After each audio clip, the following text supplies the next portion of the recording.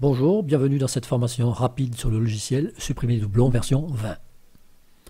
Donc la première chose à faire, c'est de développer le PC afin d'aller cocher le ou les dossiers dans lesquels faire vos recherches. Donc je vais développer dans mon exemple également le disque 2 et je vais cocher le dossier test qui comprend deux sous-dossiers. Donc je vais faire mes recherches dans ce dossier. On va aller voir qu'est-ce qu'il y a dans ce dossier. Test, j'ai deux sous-dossiers, donc un sous-dossier avec 3 fichiers photos, 1, 2, 3, un fichier vidéo 4 et un fichier texte Z. Dans le sous-dossier 2, j'ai deux fichiers photos 11 et 33 qui sont en réalité des doublons, des fichiers 1 et 3, un fichier 44 qui est un doublon du fichier 4 et un fichier Z qui a le même nom que le fichier Z ici, mais par contre lui c'est pas un doublon. Vous voyez, on a une suite de chiffres et ici on a une suite de lettres. Donc c'est pas un doublon, mais par contre ils ont la même taille. Donc on va voir la différence entre un doublon, peu importe son nom, donc un doublon par son contenu, et un doublon par rapport à son nom, mais peu importe le contenu. Je reviens sur le logiciel, donc j'ai bien cliqué mon dossier à chercher, je vais sur suivant maintenant, tout simplement. Là, quel type de fichier je veux chercher? Par défaut, je vais laisser tous les types, mais sinon vous pouvez aller chercher que dans les photos, vidéos, musique ou autres. Et dans chacun, vous pouvez même rajouter d'autres extensions ou supprimer ce que vous voulez. Dans ces cas-là, il faudra cliquer sur modifier pour actualiser ou défaut si vous voulez revenir par défaut. Donc je laisse tout type de fichier, je clique sur suivant. Quel type de comparaison? Bon, même taille, on n'a pas le choix. Est-ce qu'on peut chercher donc même nom ou extension? Comme on a vu, dans ces cas-là, il va me détecter les fichiers texte, là, malgré qu'ils n'ont pas le même contenu. Ou alors même contenu, dans ces cas-là, peu importe le nom et l'extension, il va détecter ceux qui ont le même contenu. Alors pour comparer, il va comparer par défaut les 10 premiers octets, les 10 premiers mégaoctets. Si vous laissez à 0, il va comparer le contenu en entier, mais bon, si vous avez des fichiers très lourds, genre 10 gigas et qu'il y en a une centaine, ça risque d'être long. Alors comparer les 10 premiers mégaoctets, c'est largement suffisant.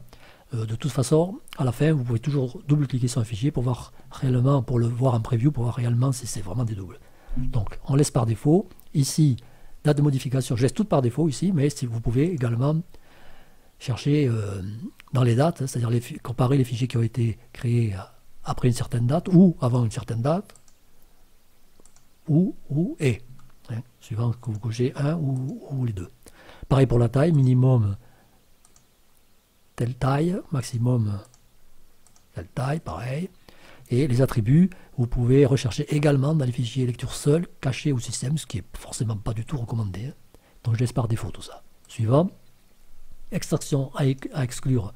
Par défaut, on ne va pas chercher dans les fichiers exécutables et dans les DLL. Donc si vous avez des exécutables en double, que vous lancez votre recherche, là, il ne les trouve pas, vous allez croire que ça ne marche pas bien, mais en fait c'est parce que donc, vous avez laissé des exclusions, donc il ne listera pas. Si vous voulez rechercher tout, dans ces cas-là, supprimez. Quand vous faites modification, pareil, n'oubliez pas de modifier la liste si vous voulez la récupérer à la prochaine ouverture du logiciel. Parce que bon là, même si vous ne cliquez pas, il tiendra compte par contre de vos modifications pendant la recherche de doublons dans cette session. Pareil pour ici, chemin à exclure par défaut, c'est forcément déconseillé d'aller supprimer des fichiers qui se trouvent dans Windows, Programme File. Okay, donc là je reviens par défaut. Suivant.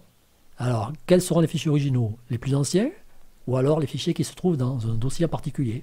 Donc ça, par exemple, si vous voulez garder des fichiers qui se trouvent dans un dossier en particulier et supprimer ce qui se trouve ailleurs, vous allez chercher le dossier ici et vous cochez cette case. Par contre, par défaut, c'est les plus anciens qui sont considérés comme les originaux.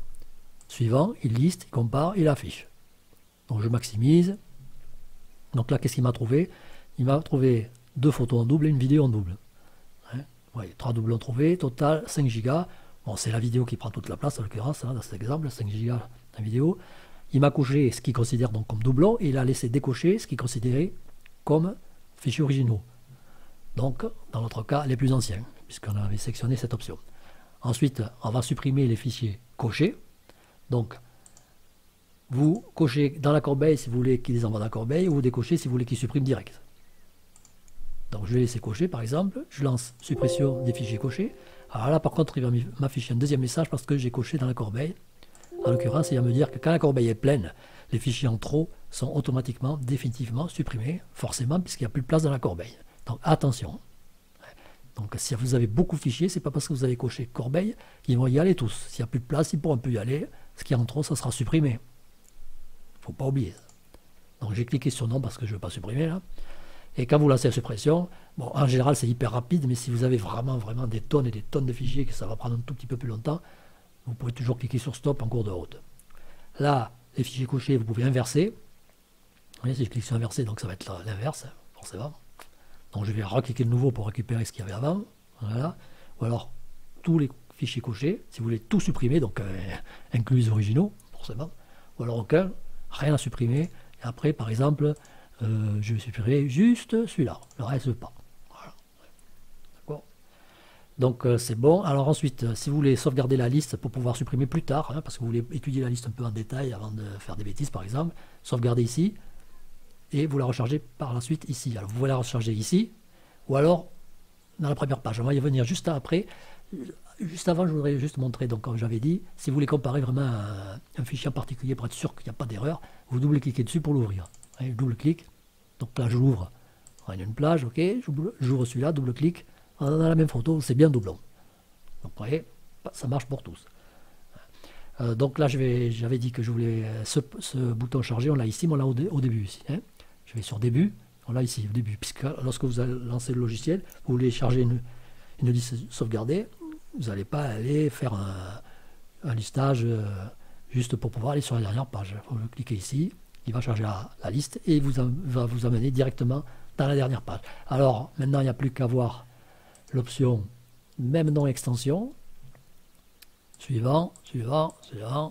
Voilà, donc là il m'a effectivement détecté les fichiers qui ont le même nom et extension, peu importe le contenu. Et peu importe majuscule, minuscule, pareil, vous voyez.